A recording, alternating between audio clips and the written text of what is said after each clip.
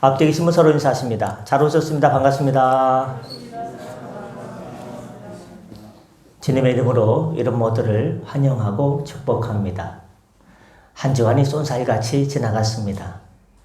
한 주간이 참 다사다난했던 것 같아요. 좋은 일도 있고, 기도 제목도 있고, 안쓰러운 일도 있고, 그럼에도 불구하고 아버지 집에 찾아 나오신 여러분 모두에게 한량없는, 측량할 수 없는 하늘의 놀라운 은혜와 위로와 새 힘 주심이 이 주일 넘쳐나게 되시기를, 성령의 능력으로 다시 일어나시기를 예수님의 이름으로 간절히 축원합니다. 오늘 거룩하고 복된 줄 하나님 말씀은 누가복음 3장 21절부터 22절까지 말씀을 중심으로 성령님의 온화하심이라는 제목으로 말씀의 은혜를 함께 나누고자 합니다. 비둘기 같은 성령님 이렇게 하려고 하다가 그런 제목으로 너무 많이 정하기 때문에 좀 더 구체적으로 성령님의 온화하심. 18세기 말에 영국에 심각한 위기가 찾아왔습니다. 산업혁명 이후에 갑자기 생긴 물질로 인해서 돈이 없던 사람이 돈이 들어오니까요, 눈이 뒤집어지는 거예요. 물질이 많이 들어오니까 영국 사회가 향락주의로 가득해서 범죄가 늘어나서 감옥마다요, 만선이에요. 사람마다 감옥이 많은 거예요. 도덕적으로 타락했고 인생의 가치관을 상실했을 때 하나님께서 한 사람을 세워주시죠. 그 사람은 믿음의 사람 요한 웨슬레입니다. 잔 웨슬레. 그가 성령 충만을 받고 변화의 바람을 일으키는데 도구로 사용되어지게 됩니다. 성령으로 충만한 요한 웨슬레의 말씀을 듣고 사람들이 마음의 찔림을 받고 성령의 감동을 받고 변화받고 정치와 제도가 변하게 되고 다시 영국이 올바른 나라로 선진국가로 다시금 재도약하는 계기가 되었습니다. 성령님께서 우리를 도와주시는 파라클레이토스, 성령께서 나라와 민족을 일으켜주시고 붙들어주시고 새롭게 해주셨습니다. 1865년 이후 미국도 남북전쟁 여파로 사회가 극도로 혼란에 휩싸였습니다. 남북이 서로 그렇게 오랫동안 싸웠으니까 뭐 좋은 일이 있겠습니까? 뭐 웃을 일이 있겠습니까? 경기 침체와 불경기, 합리주의, 갈등과의 싸움으로 많은 사람들이 교회를 떠나게 되는 거예요. 교회 가면 뭐하나 하고 세상으로 가고 믿음을 저버리게 될 때 하나님께서 영국의 잔 웨슬레를 세워주신 것처럼 그 당시 미국에 한 사람을 세워주십니다. 그 사람은 바로 믿음의 사람 무디입니다. 무디를 통해서 놀라운 일을 일으키셨습니다. 성령 충만을 받은 무디도 역시 성령 운동을, 성령 무브먼트를 일으켰습니다. 지금도 마찬가지입니다. 누구든지, 어느 교회 누구든지, 어떤 성도든지 성령 충만을 받게 되면 바로 그가 새로워지고 그의 주변 사람들이 변화하게 되고 나라 민족이 더욱더 올바르게 되고 가정과 교회가 새로워지고 이 사회에 성령의 새 물결이 일어나서 바로 이 나라 민족이 정말로 쓰러져가는 나라가 이제 쇠퇴해가는가라고 염려되는 나라가 주님의 은혜로 언제 이렇게 착 세워지고 세계 민족들이 부러워하는 나라가 될 줄 믿습니다. 그러므로 많은 사람이 중요한 게 아닙니다. 한 사람이 성령 충만 받고 말씀을 전해도 이런 역사가 나타나고 주변이 변하고 나라 민족에 영향을 끼치는 도구가 되는데 하물며 여러분 한 분 한 분이 성령 충만을 받고 성령님이 어떤 분이신가를 잘 깨달아서 나의 삶에 잘 적용하기만 하면 변화의 역사가 물이 포도주가 되는 것보다 더 큰 변화의 역사가 나타나게 됩니다. 목자와 양이라는 책에 이런 이야기가 있습니다. 어떤 한 부목사님이 쓴 거예요. 제가 교역자 생활을 시작했던 교회에 눈에 띄는 구역장님이 한 분 계셨습니다. 다른 구역장님들은 직접 구역 예배를 성경 공부를 인도하는데 그분은 그럴 처지가 못 되었는지 부목사인 저에게 자신의 구역을 성경 공부를 인도해 달라고 부탁했습니다.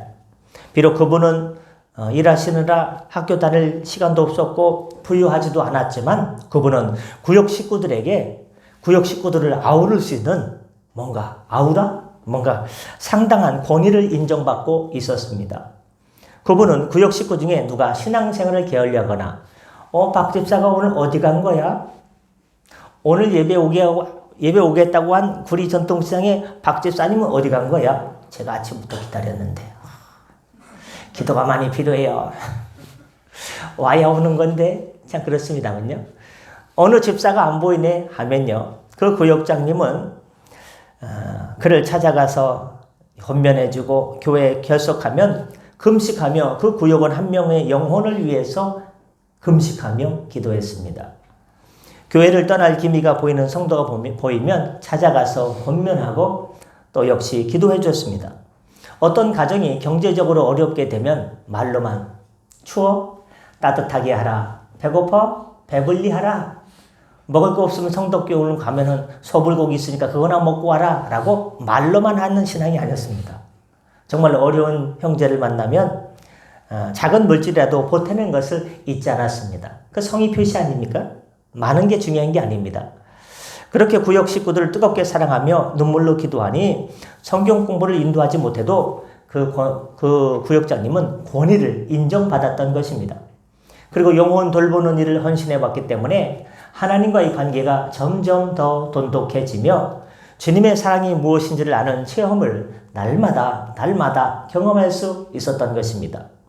하나님은 주님께 충성하는 사람들에게 어떤 걸 보이냐? 친밀함을 보이십니다. 친밀함.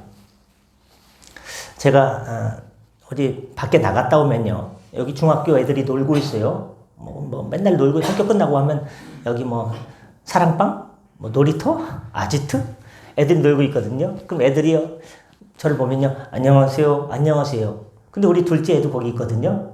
그럼 걔도 안녕하세요 하는데 왠지 낯설어요. 그럼 제가 집에 오면 야, 너 나하고 친밀함이 그것밖에 안 되냐? 인사했잖아요.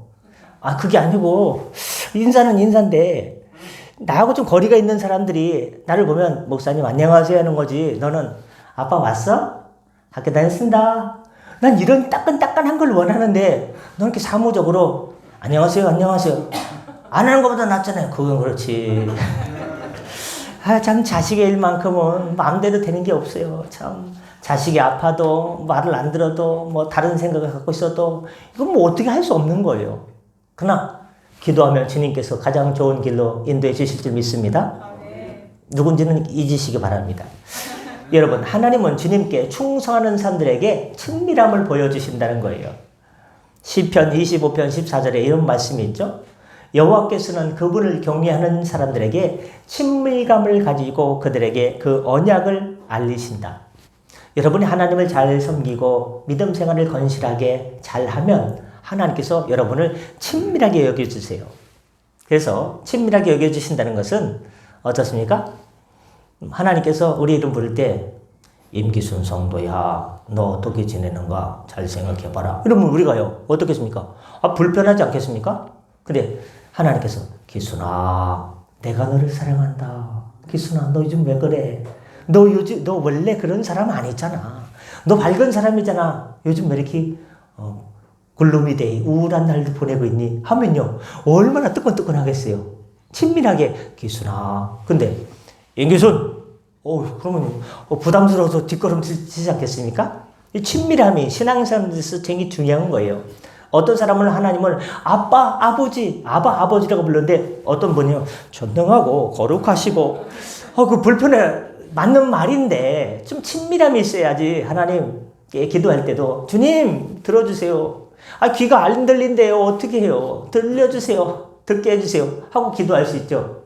주님 전정고리관의 이상이 온 것 같은데 그렇게 뭐 주님께서 알았다. 나도 너한테 이렇게 거리감 두고 대답하면 하면 어떻게 되겠습니까? 친밀함이 신앙생활 중에 상당히 중요하고요. 주변의 영혼들이 잘 될 수만 있다면 무엇이든지 나는 마다하지 않겠다. 내가 좀 희생하고 내가 좀 손해보더라도 내가 구역장이 내가 좀 그렇다 할지라도 우리 구역원을 살릴 수 있다면 그 영혼을 살릴 수 있다면 나는 내 희생을 마다하지 않겠다. 이렇게 그런 마음으로 살아가는 것이 예수님과 주님과 친밀한 관계를 유지하는 비결 중에 하나입니다. 즉 영혼 구원에 대한 사랑, 영혼에 대한 안타까움, 누구 아무개 성도가 아프다, 좀 수술 앞두고 있다. 그럼 그 영혼에 대한 안타까운 마음으로 막 이렇게 과즙을 짜내듯이 마음을 짜내면서 기도하면서 주님께 긍휼을 구하는 것이 하나님과의 그 친밀함을 쭉 이어가는 비결이라는 것입니다. 그렇습니다. 그리고 하나님과 친밀한 사람은 하나님으로 말미암은 영적 권위와 은혜를 덧입으며 그 권위와 은혜로 이웃을 이롭게 합니다. 그럼 이렇게 사람과 나라와 심지어 민족을 새롭게 하는 힘, 그리고 사람을 사랑하고 하나님을 사랑하여 친밀하게 하는 힘, 이와 같은 힘은 도대체 어디서부터 나오게 될까요? 바로 따라합니다. 성령 충만. 그래서 주님은 우리에게 성령의 충만함을 받으라라고 말씀하십니다. 본문 말씀은 주님이 세례 요한에게 세례를 받으시는 장면입니다. 주님께서 요단강에서 세례를 받으시고 올라오실 때 하늘에서 성령이 비둘기처럼 예수님에게 임했습니다. 그때 상황을 본문 22절에서 이렇게 기록합니다. 성령이 비둘기 같은 형체로 그의 위에 강림하시더니. 본문뿐만 아니라 복음서 3권 모두에서 성령이 어떻게 해요? 비둘기 같이 강림하시더니, 임하시더니라고 기록하고 있습니다. 그 부분은 마태복음 3장 16절, 마가복음 1장 10절입니다. 그러면 왜 성령님이 비둘기처럼 임했을까요? 우리는 성령님에 대해서 지난날 많은 설교 가운데 불같이 임하시는, 급하고 강한 불처럼 임하시는, 각 사람 머리에 임하시는 성령님, 또는 기억나실지 모르겠지만 물 같은 성령님, 바람 같은 성령님, 이건 많이 들어보셨을 거예요. 기름 같은 성령님, 기름 부어주시는 성령님, 여러 가지 했지만 가장 대표적인 것이 불 같은 성령님, 바람 같은 성령님, 성령의 바람 불어와 찬양도 있지 않습니까? 그 중에서 오는 비둘기 같은 성령님이 우리에게 가르쳐 주시는 것은 첫 번째, 비둘기 같은 성령님은 화평케 해주시는 분이라는 뜻이 되겠습니다. 따라합니다. 화평. 왜 성령님이 비둘기 같은 형체로 임했는지 생각해 볼 필요가 있습니다. 다른 형체로 임할 수도 있는데 비둘기 같은 형체로 임하셨습니다. 그 이유를 우리는 어디에서 찾을 수 있느냐? 제사 제도를 통해서 찾아볼 수가 있습니다. 여러분, 구약 레위기 1장 이후를 보면 제사에 대한 이야기가 나옵니다. 성경 통독을 하다가 저는 계속해서 부딪히는 부분이 어디냐? 가장 읽기 힘든 부분이 어디냐? 저뿐만 아니라 많은 성도님들이 어느 부분이죠? 레위기에서 가장 많이 걸립니다. 무슨 제사, 번제, 소제, 무슨 제사 하다 보면 눈이 돌아가요. 레위기를 읽다가 내 위기가 와요. 성경 통독이 쭉 나가다가 내 위기를 만나서 접어놓고 한참 머물게 됩니다. 레위기를 내 위기라고 부른 적이 있어요. 거기 보면 곡식으로 드리는 소제를 제외한 나머지 제사에서 제물로 드릴 수 있는 대표적인 것들이 주로 소나 양이나 염소입니다. 그런데 가난한 사람을 배려해서 드릴 수 있었던 제물이 하나가 있는데 그게 뭐냐? 가난한 사람이 소가 있어요, 양이 있어요, 염소가 있어요. 소는 누가 키우는데? 없지 않습니까? 가난한데 뭐가 있어요? 그래서 가난한 사람들이 하나님께 제사 드릴 수 있는 게 뭐냐? 제물이 비둘기예요.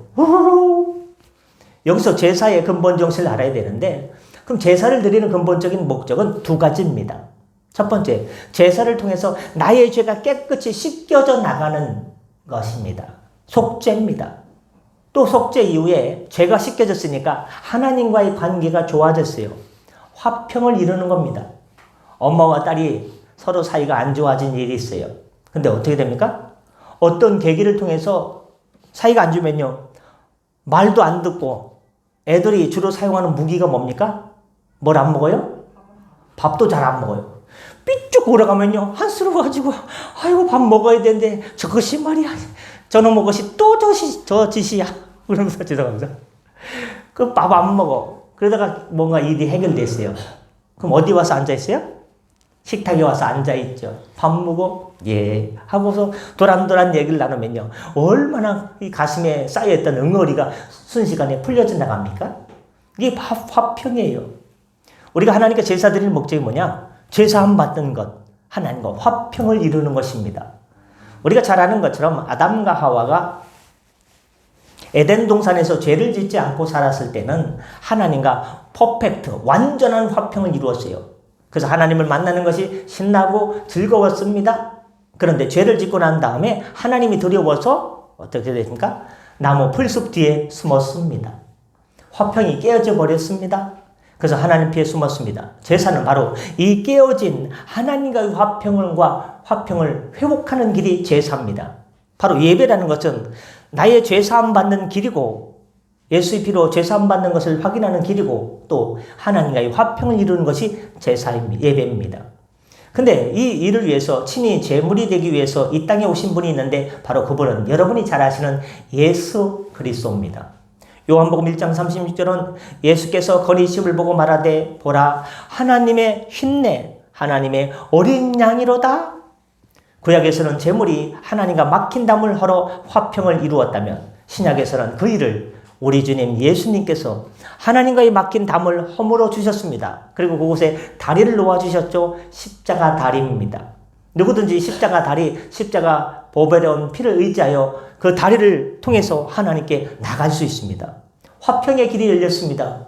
화목의 길이 열렸습니다. 그래서 주님은 화목 제물이 되어주신 것입니다. 근데 주님은 구약의 제물과는 달리 죄가 없는 하나님의 아들이기 때문에 그분이 제물 되심으로 죄사함을 위한 제사를 단 한 번으로 완성하셨습니다. 한 번 제물을 드리심으로 모든 죄를 다 사해 주셨다는 것입니다. 이 사실을 히브리서 9장 12절은 이렇게 말씀합니다. 염소와 송아지의 피로 하지 아니하고 오직 자기의 피로 영원한 속죄를 이루사 단 한 번의 성소에 들어가셨느니라. 예수님께서 십자가에서 피를 흘리시다가 갑자기 좀 이거 안 되겠는데? 그러면 얼마나 하나님께서 곤란하시겠어요. 아들아, 너의 피 한 번이면 내가 다 받아주고 온 인류의 죄와 허물을 다 용서해 주시는데 좀 더 흘려야겠는데 아니야 아들아, 아들 예수야, 그거면 됐어 하고 주님께서 허락하신 것입니다. 단 한 번의 피를 흘리심으로 단 한 번의 성소에 들어가셨습니다. 그렇습니다. 성령이 주님에게 비둘기같이 나타나신 것은 바로 이 같은 이유에서입니다. 제사가 하나님과의 막힌 담을 헐어 화평을 이루는 것이고 그 일을 위해서 비둘기가 필요했듯이 가난한 자들에게 뭐가 필요했습니까? 드릴 것이 비둘기밖에 없어요. 돈이 없어요. 그 제사를 위해서 비둘기가 필요했듯이 성령께서 우리에게 임하시면 우리에게 화평이 나타납니다.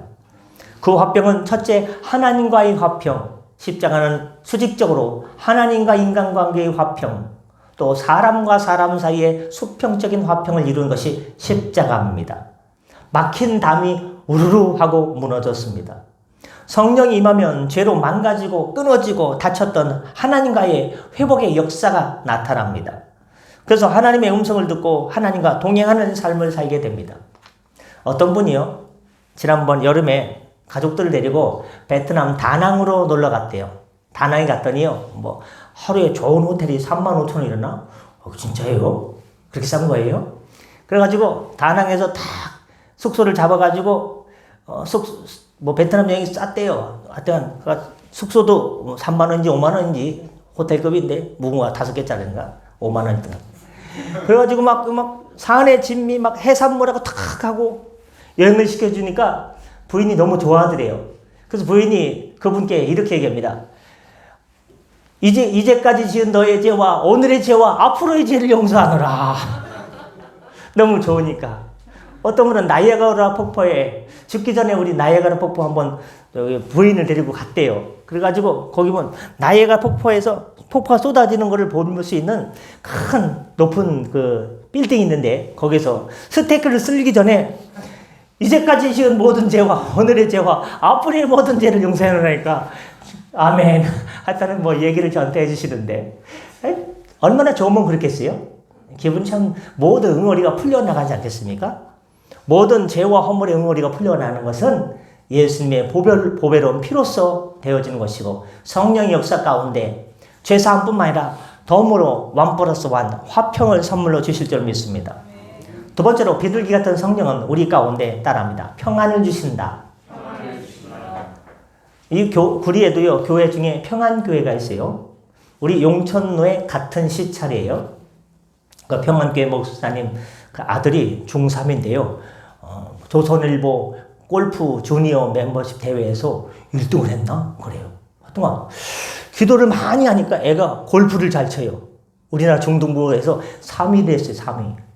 별로 놀라지도 않으시네요. 얼마나 연습하는데요. 얼마나 돈을 때려붓는데요. 이거 쉽게 되지 않습니다. 저도 몇 번 해도요. 처음에 후루꾸루 배우니까 안 돼요. 처음에 잘 배워야 돼요. 자세가 이 굳어져서요. 나는 뭘 해도 탁구를 해도 그렇고 다 처음에 잘 배워야 되는데 처음에 돈 주고 잘 배우세요. 예수님에게 성령이 임하시는 장면을 한번 생각해 보십시오. 만약 독수리같이 임했다면 어땠을까요? 아마 좀 두렵지 않았을까요? 팔콘, 독수리. 독수리는 로마 군대의 문장이었기 때문입니다.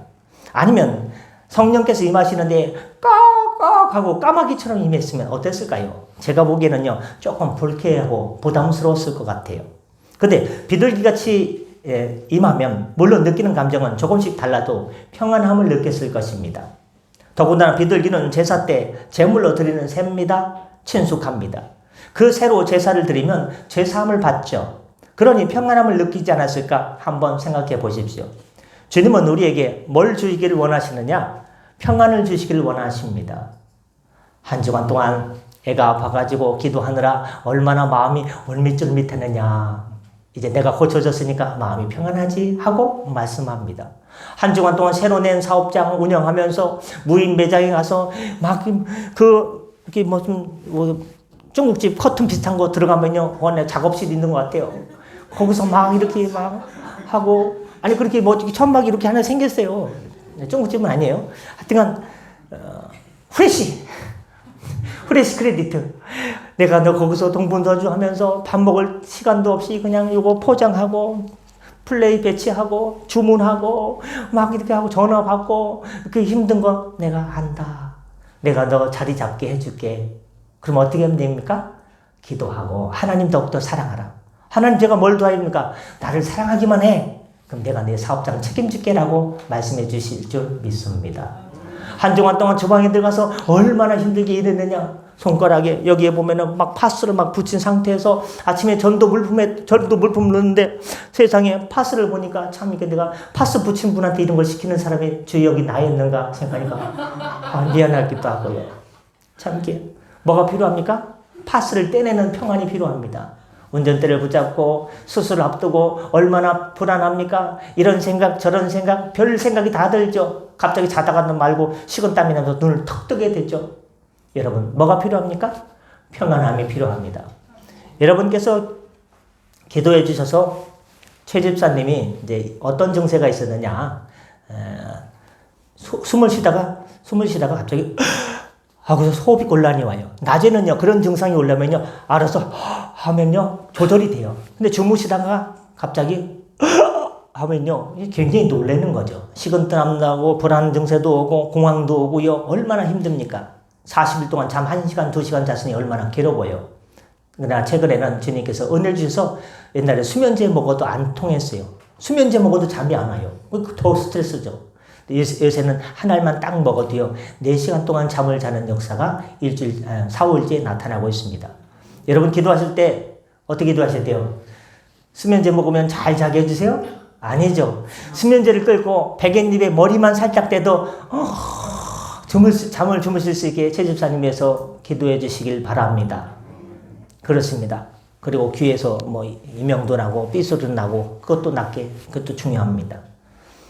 뭐가 필요합니까? 요즘 현대인들은 하나같이 한 가정도 빼놓지 않고 한 자녀도 빼놓지 않고 한 기업도 빼놓지 않고 누구에게나 다 평안이 필요합니다. 뭐가 이루어졌는데 그게 다가 아니에요. 그 이후에 또 계속해서 일이 있습니다. 그것만 걱정하면요 골치가 아프고요 타이레놀한테 손이 갈 수밖에 없어요. 평안이 필요한 거죠. 평안. 우리 주님께서 요한복음 14장 27절에 우리 주님은 어떤 분이냐? 평안을 너희에게 끼치노니 곧 나의 평안을 너희에게 주노라. 평안은요 내가 만드는 것이 아니고 예수님께 받는 거예요. 나의 평안을 너희에게 주노라. 아멘. 요한복음 16장 33절에서 이것을 너희에게 이르는 것은 너희로 내 안에서 평안을 누리게 하려 합니다. 이렇게 주님은 우리에게 평안을 주시기를 원하십니다. 예레미야 29장 11절에도 보니 너희를 향한 나의 생각은 재앙이 아니라 평안이라. 어떤 사람이 신앙생활을 잘 하다가 일이 너무 잘 돼가지고 돈을 너무 많이 벌어가지고 목사님 제가 너무 바빠가지고 앞으로 교회 못 나올 것 같아요. 잘 되면 하나님께 감사하고 더 예배 시간 나오기 위해서 해야 되는데 제가 바쁜 거지 끝나고 좀 이렇게 끝나고 그럴 때 뭐 이거 옷을 이렇게 해야 돼요. 끝나고 제가 교회 나오겠습니다. 그럼 되겠습니까? 그러다가 그 성도가 일이 잘못돼 가지고 사업이 흔들리면 주님께서 꼴 좋다 하시는 분으로 우리는 생각하는 분들이 있어요. 그러나 예레미야 29장 11절을 보니까 세상에 이런 말씀도 있나? 너희를 향한 나의 생각은 재앙이 아니라 나는 너희들이 신앙생활하다 넘어지고 신앙생활하다가 나한테 좀 밉보였다고 해서 넘어지고 잘 안 되고 무너지고 그냥 망하는 것이 아니다. 너희를 향한 나의 생각은 재앙이 아니라 따라합니다. 평안이라. 평안. 하나님 우리에게 평안을 주시기를 원하십니다. 이 평안은 하나님과의 관계 속에서 전적으로 의지하고 신뢰할 때 가능합니다.